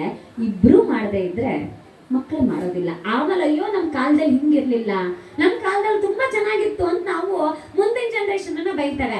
ಎಷ್ಟ್ ಜನ ಹೆಣ್ಮಕ್ಳು ಬಳೆ ಹಾಕ್ತಿವಿ, ಎಷ್ಟ್ ಜನ ಗಂಡಸ್ರ ಕೈಗೆ ಕಡ ಹಾಕ್ತಾರೆ ಯೋಚನೆ ಮಾಡಿ ನೋಡಿ. ಬಳೆ ಹೆಣ್ಮಕ್ಳಿಗೆ ಮಾತ್ರ ಇದ್ದಿದ್ದಲ್ಲ, ಗಂಡಸರಿಗೂ ಇತ್ತು, ಹಾಕಬೇಕಲ್ಲ. ಆದ್ರೆ ಹಿಂದೆ ವಿಜ್ಞಾನ ಏನಿದೆ, ಸರಿ ಆಯ್ತಪ್ಪ ವಿಜ್ಞಾನ ಹೇಳೋಣ, ವಿಜ್ಞಾನ ಹೇಳತ್ತೆ. ಕೈಯಲ್ಲಿ ನಾವೆಲ್ಲ ನಾಡಿ ಶಾಸ್ತ್ರವನ್ನು ನಾವು ಮಾಡಿರೋರು. ಇವತ್ತಿಗೂ ಡಾಕ್ಟರ್ ನಾಡಿ ಪರಿಶೀಲನೆ ಮಾಡ್ತಾರೆ. ಯಾಕೆ ಅಂತ ಕೇಳಿದ್ರೆ ನಾಡಿಯಿಂದ ಹೋಗುವಂತಹ ಏನು ನರಗಳೇನಿರುತ್ತೆ ಅದು ನಮ್ಗೆ ಇಡೀ ಬಾಡಿಗೆ ಬೇಕಾಗಿರುವಂತಹ ರಕ್ತ ಸಂಚಾರ ಹೇಗಾಗಬೇಕು ಅದನ್ನ ಬ್ಯಾಲೆನ್ಸ್ ಮಾಡುತ್ತೆ ಅಂತ. ಹಾಗಾಗಿ ಹಿರಿಯರು ಹಿಂದೆ ಬಳೆ ಹಾಕಬೇಕು ಅಂತ. ಯಾಕಂದ್ರೆ ಬಳೆ ಆಗಾಗ ನರಗಳಿಗೆ ತಾಕ್ತಾ ಇರುತ್ತೆ, ಆಕ್ಟಿವೇಟ್ ಆಗುತ್ತೆ. ಸುಮ್ಮನೆ ಹಂಗೆ ಇದ್ರೆ ಜಡ ಕಟ್ಕೊಂಡಿರುತ್ತೆ, ನಾವು ಮೂವ್ಮೆಂಟ್ ಆದಾಗೆ ಬಳೆಗಳು ತಾಕ್ತಾ ಇರುತ್ತೆ. ಹಂಗಿದ್ದಾಗ ಅದು ಆಕ್ಟಿವೇಟ್ ಆಗುತ್ತೆ, ಸೊ ಇನ್ನಷ್ಟು ರಕ್ತ ಪರಿಚಲನೆ ಆಗುತ್ತೆ ಅನ್ನೋದು ಕಾರಣ ಆಗಿತ್ತು. ವಿಜ್ಞಾನದ ಕಾರಣ ಕೊಡ್ತೀವಿ, ಎಷ್ಟು ಜನ ಫಾಲೋ ಮಾಡ್ತೀವಿ, ಎಷ್ಟು ಜನ ಅಪ್ಪನ್ನ ನಾವು ಫಾಲೋ ಮಾಡ್ತೀವಿ. ಹೆಣ್ಮಕ್ಳು ಕಾಲುಂಗ್ರ ಹಾಕೋದು ನಂಗೆ ತೀರಾ ಇತ್ತೀಚೆಗೆ ಯಾವುದೋ ಒಂದು ಯಾರದೋ ಒಬ್ಬರದ ಹಳೆಯ ಭಾಷಣ ಯಾರೊಬ್ಬರು ಕಳಿಸಿದ್ರು ನನಗೆ. ಏನು ಕುತ್ತಿಗೆಗೆ ಮಾಂಗಲ್ಯ ಹಾಕೋದು, ಕಾಲಿಗೆ ಗೆಜ್ಜೆ ಹಾಕೋದು, ಕಾಲು ಬೆರಳುಗಳಿಗೆ ಕಾಲುಂಗ್ರ ಹಾಕೋದು, ಇದೆಲ್ಲ ಹೆಣ್ಣು ಮಗಳೊಬ್ಬಳನ್ನ ಮದುವೆ ಅನ್ನುವ ಸಂಕೋಲೆಯಲ್ಲಿ ಬಂಧಿಸಿದ ಹಾಗೆ ಅಂತ. ಇವತ್ತಿನ ಜನರಿಗೆ ನೋಡುವಾಗ ಅದು ಹಂಗೆ ಕಾಣುತ್ತೆ. ಹೌದಲ್ವಾ, ಮಾಂಗಲ್ಯ ಹಾಕೋದು ಎಲ್ಲ ಹೆಣ್ಮಕ್ಳನ್ನ ಕಟ್ ಹಾಕಿದ ಪರಿಸ್ಥಿತಿ ಅಲ್ವಾ ಅಂತ. ಆದ್ರೆ ನಾವು ಅದರ ಹಿಂದಿದ್ದ ನಿಜವಾದ ಆಚರಣೆಯನ್ನ ನಾವು ಯೋಚನೆ ಮಾಡಲಿಲ್ಲ. ನಮ್ಮಲ್ಲಿ ವಿಜ್ಞಾನ ಇವತ್ತಿಗೂ ಒಪ್ಕೊಳ್ಳುತ್ತೆ. ನೀವು ಯಾವುದೇ ಸೈಂಟಿಫಿಕಲ್ ರಿಸರ್ಚ್ ಮಾಡ್ತಿರುವಂತಹ ಯೂನಿವರ್ಸಿಟಿಗಳ ರಿಸರ್ಚ್ ಇದನ್ನ ತೆಗೆದು ನೋಡಿ, ಹೆಣ್ಣು ಮಕ್ಕಳ ಕಾಲಿನ ಎರಡನೇ ಬೆರಳಿನಲ್ಲಿರುವಂತಹ ಒಂದು ನರ ನೇರವಾಗಿ ನಮ್ಮ ಗರ್ಭಕೋಶ ಮತ್ತೆ ಹೃದಯಕ್ಕೆ ಕನೆಕ್ಟ್ ಆಗಿರುತ್ತಂತೆ. ಸೊ ಹಾಗಾಗಿ ಆ ಕಾಲ್ ಬೆರಳಿಗೆ ಮದುವೆ ಆದ್ಮೇಲೆ ಹೆಣ್ಣು ಮಗಳಿಗೆ ಬೆಳ್ಳಿಯ ಕಾಲುಂಗ್ರ ಹಾಕ್ತಿದ್ರು. ಯಾಕಂದ್ರೆ ಬೆಳ್ಳಿ ಒಂದು ಒಳ್ಳೆ ಕಂಡಕ್ಟರ್ ಅಂತ ವಿಜ್ಞಾನ ಓದಿರುವ ಸೈನ್ಸ್ ಸ್ಟೂಡೆಂಟ್ಸ್ ಗಳ ಚೆನ್ನಾಗಿ ಗೊತ್ತಿರುತ್ತೆ. Silver is A best conductor ಅಂತ ಸೈಂಟಿಸ್ಟ್ ಗಳು ಕೂಡ ಹೇಳ್ತಾರೆ. ಆ ಕಂಡಕ್ಟರ್ಗಳನ್ನ ಕಾಲಿನ ಎರಡನೇ ಬೆರಳಿಗೆ ಹಾಕೋದ್ರಿಂದ ಭೂಮಿಯಲ್ಲಿರುವ ಕಂಪನಗಳನ್ನು ಅದು ತುಂಬಾ ಚೆನ್ನಾಗಿ ಗ್ರಾಸ್ಪ್ ಮಾಡಿ ನಮ್ಮ ಬಾಡಿಗೆ ಏನು ಟ್ರಾನ್ಸ್ಫರ್ ಮಾಡುತ್ತೆ. ಹಾಗಾಗಿ ಬೆಳ್ಳಿಯನ್ನು ಒಳ್ಳೆ ಟ್ರಾನ್ಸ್ಮಿಟರ್ ಅಂತ ಕೂಡ ಕರೀತಾರೆ. ನೀವು ಯೋಚನೆ ಮಾಡಿದ್ದೀರಿ, ಇತ್ತೀಚೆಗೆ ನೀವು ಇವಿ ಗಾಡಿ ವೆಹಿಕಲ್ನೆಲ್ಲ ಓಡಿಸ್ತಾ ಇದ್ದೀರಿ. ನಿಮ್ಮ ಇವಿ ವೆಹಿಕಲ್ಗಳನ್ನ ತಯಾರು ಮಾಡೋದಕ್ಕೆ ಅತಿ ಹೆಚ್ಚು ಬಳಕೆ ಆಗ್ತಿರುವಂತಹ ಮೆಟಲ್ ಅದು ಸಿಲ್ವರ್. ಯಾಕಂದ್ರೆ ಇವಿಗೆ ಅದೊಂದು ಎಲೆಕ್ಟ್ರೋಮ್ಯಾಗ್ನೆಟಿಕ್ ಪವರ್ ಇದೆ ಸಿಲ್ವರ್ಗೆ. ಬೆಳ್ಳಿಗೆ ಎಲೆಕ್ಟ್ರೋಮ್ಯಾಗ್ನೆಟಿಕ್ ಪವರ್ ಇರುವ ಕಾರಣಕ್ಕೆ ನಮ್ಮ ಇವತ್ತಿನ EV vehicle, EV car, EV ಸ್ಕೂಟರ್ಗಳಿಗೆ ಬೆಳ್ಳಿಯನ್ನ ಜಾಸ್ತಿ ಬಳಸ್ತಾ ಇದ್ದಾರೆ. ಅದನ್ನ ನಮ್ಮ ಹಿರಿಯರು ಅವತ್ತೇ ಯೋಚನೆ ಮಾಡಿದ್ರು. ಹಾಗಾಗಿ ಹೆಣ್ಣು ಮಕ್ಕಳ ಗರ್ಭಕೋಶ ಮತ್ತು ಹೃದಯ ಯಾವ ರಕ್ತವನ್ನ ಪಂಪ್ ಮಾಡುತ್ತಲ್ಲ ಅದು ತುಂಬಾ ನೀಟಾಗಿ ಗರ್ಭಕೋಶಕ್ಕೆ ಏನು ಸಂಚಾರ ಆಗ್ಬೇಕು ಅನ್ನೋ ಕಾರಣಕ್ಕೆ ಆ ನರವನ್ನ ಆಕ್ಟಿವೇಟ್ ಮಾಡೋ ಕಾರಣಕ್ಕೆ ಬೆಳ್ಳಿಯ ಕಾಲುಂಗ್ರವನ್ನು ಹಾಕ್ತಾ ಇದ್ರು. ಎಷ್ಟು ಜನ ಇವತ್ತು ನಾವು ಫಾಲೋ ಮಾಡ್ತೇವೆ. ಇವತ್ತಿನ ಹೆಣ್ಮಕ್ಳಿಗೆ ಬಹಳ ಜನಕ್ಕೆ ತಾವು ಹಾಕುವ ಹೈ ಹೀಲ್ಸ್ ಚಪ್ಪಲಿಗೆ ಈ ಕಾಲುಂಗರ ಮ್ಯಾಚ್ ಆಗೋದಿಲ್ಲ, ಕಷ್ಟ ಆಗುತ್ತೆ ನಡೆಯೋದಕ್ಕೆ. ಹಂಗಾಗಿ ನಾವು ಹಾಕ್ತಾ ಇಲ್ಲ. ಎಲ್ಲಿ ಕಳೆದು ಹೋಗ್ತಿದೆ ಆಚರಣೆಗಳು ಅನ್ನೋದನ್ನ ನಾವು ಯೋಚನೆ ಮಾಡಬೇಕು. ಒಂದ್ಸಲ ಕುತ್ಕೊಂಡು ಯೋಚನೆ ಮಾಡಬೇಕಿದೆ. ನಾನೇನು ಅಜ್ಜ ಹಾಕಿದ ಆಲದ ಮರಕ್ಕೆ ನೇಣು ಹಾಕೊಳ್ಳಿ ಅಂತ ಹೇಳೋದಿಲ್ಲ. ಆದ್ರೆ ನಮ್ಮ ಹಿರಿಯರು ನಮಗಿಂತ ತುಂಬಾ ಬುದ್ಧಿವಂತರಾಗಿದ್ರು ಅನ್ನೋದನ್ನ ನಾವು ಅರ್ಥ ಮಾಡ್ಕೊಳ್ಬೇಕಿದೆ. ನಮ್ಗದು ಯಾವಾಗ ಅರ್ಥ ಆಗೋದಿಲ್ವೋ ಅವತ್ತಿನ ತನಕ ನಾವು ಇದು ಮಾಡೋದು. ನಮಗೆ ಈ ಮುತ್ತೈದೆ ಅನ್ನೋ ಪರಿಕಲ್ಪನೆ ಬರುವಾಗೆಲ್ಲ ಕಿವಿಯೊಲೆ ಹಾಕಬೇಕು ಅಂತ, ಹೆಣ್ಮಕ್ಳು ಕಿವಿಯೊಲೆ ಹಾಕಬೇಕು ಅಂತ ಪದ್ಧತಿ ಇದೆ. ಯಾಕೆಂತ ಕೇಳಿದ್ರೆ ಕಿವಿ ಮೂಗಿನಲ್ಲಿರುವಂತಹ ನರತಂತುಗಳು ತುಂಬಾ ನೀಟಾಗಿ ನಮ್ಮ ನರ್ವ್ ಸಿಸ್ಟಮ್ ಅನ್ನ ಆಕ್ಟಿವೇಟ್ ಮಾಡುತ್ತೆ ಅಂತ. ಕಿವಿಯೊಲೆ ಬರೀ ಹೆಣ್ಮಕ್ಳಿಗೆ ಮಾತ್ರ ಹಾಕೋ ಪದ್ಧತಿ ಇತ್ತ? ಖಂಡಿತ ಇಲ್ಲ. ನಮ್ಮ ಪಂಚೇಂದ್ರಿಯಗಳನ್ನ ಆಕ್ಟಿವೇಟ್ ಮಾಡಬೇಕು ಅನ್ನುವ ಕಾರಣಕ್ಕೆ ಕಿವಿಯೊಲೆ ಹಾಕಿಸ್ತಾ ಇದ್ರು. ಬರೀ ಹೆಣ್ಮಕ್ಳಿಗೆ ಇರಲಿಲ್ಲ, ಗಂಡು ಮಕ್ಳಿಗೂ ಕಿವಿ ಚುಚ್ಚುವಂತ ಪದ್ಧತಿ ಇತ್ತು.